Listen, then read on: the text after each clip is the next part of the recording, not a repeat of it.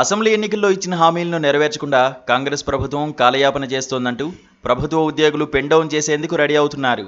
తమ న్యాయమైన డిమాండ్ల పరిష్కారం కోసం ఉద్యోగులు సమ్మెబాట పట్టేందుకు సిద్ధమయ్యారు. ఈ క్రమంలోనే ముఖ్యమంత్రి రేవంత్ రెడ్డి రాష్ట్ర ఆర్థిక పరిస్థితిపై ఇంట్రెస్టింగ్ కామెంట్స్ చేశారు. హైదరాబాద్లోని పోలీస్ కమాండ్ కంట్రోల్ కేంద్రంలో జరిగిన ఓ సమావేశంలో మాట్లాడిన సీఎం ఉద్యోగ సంఘాలు ప్రభుత్వానికి ఇచ్చిన అల్టిమేటంపై కాస్త ఘాటుగానే స్పందించారు.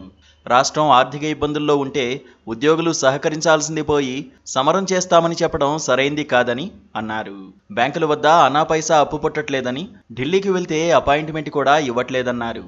కేంద్రం పెద్దల వద్దకు వెళ్తే చెప్పులెత్తుకెళ్లేందుకు వచ్చిన దొంగల్లా చూస్తున్నారన్నారు. రాష్ట్రంలో రహదారులు వేయడం కాదు కదా, గుంతలను డాంబర్తో పూడ్చేందుకు కూడా డబ్బులు లేవని సీఎం రేవంత్ ఆవేదన వ్యక్తం చేశారు. రాష్ట్రానికి అదనపు ఆదాయం రావాలంటే ఖర్చులు తగ్గించడం లేదా కొత్త పన్నులు విధించడమే మార్గాలు అన్నారు. సంక్షేమ పథకాలు నిలిపివేయడం, నిత్యావసర వస్తువుల ధరలు పెంచడం వంటి చర్యల ద్వారా ఆదాయాన్ని పెంచుకోవచ్చని, ఈ రెండు విధానాల్లో దేనిని ఎంచుకోవాలో ప్రజలతో చర్చించి నిర్ణయిద్దామని ఉద్యోగులకు వెల్లడించారు. ఇలా రాష్ట్ర ఆర్థిక పరిస్థితి, ఆదాయం, అప్పులు, వడ్డీలపై సుదీర్ఘ వివరణ ఇచ్చారు. కాగా సీఎం రేవంత్ చేసిన ఈ కామెంట్స్ ప్రస్తుతం హాట్ టాపిక్గా మారాయి. తెలంగాణ బ్రాండ్ ఇమేజ్ను సీఎం రేవంత్ రెడ్డి దెబ్బతీస్తున్నారని పలువురు సోషల్ మీడియాలో పోస్టులు పెడుతున్నారు. ముఖ్యమంత్రి స్థాయిలో ఉన్న వ్యక్తి ఇలా మాట్లాడడం సరైంది కాదని అంటున్నారు. అదే సమయంలో కాంగ్రెస్ సీనియర్ నేత, ఉమ్మడి ఏపీలో ముఖ్యమంత్రి, 16 సార్లు అసెంబ్లీలో బడ్జెట్ ప్రవేశపెట్టిన దివంగత రోసయ్య పాత వీడియోను వైరల్ చేస్తున్నారు. ఆ వీడియోలో రోసయ్య మాట్లాడుతూ, ఓ నేత ఎన్నికల ముందు ప్రజలకు ఇష్టం వచ్చిన హామీలిచ్చాడు, ఏం కోరుకున్నా ప్రసాదిస్తా అని చెప్పాడు. ఎన్నికలైపోయిన 15 రోజుల్లోనే నేను ఆర్థికంగా దివాళా తీశాను.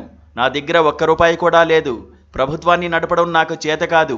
ఉద్యోగుల జీతాలు కూడా వచ్చే నెలలో ఎలా ఇవ్వాలో తెలియడం లేదు.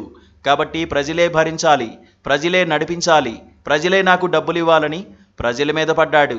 భారతదేశంలో ఏ రాష్ట్ర ప్రభుత్వం కూడా అధికారపూర్వకంగా నేను దివాలా తీశానని ప్రకటించుకున్న సందర్భం ఇంతవరకు జరిగి ఉండదని అన్నారు.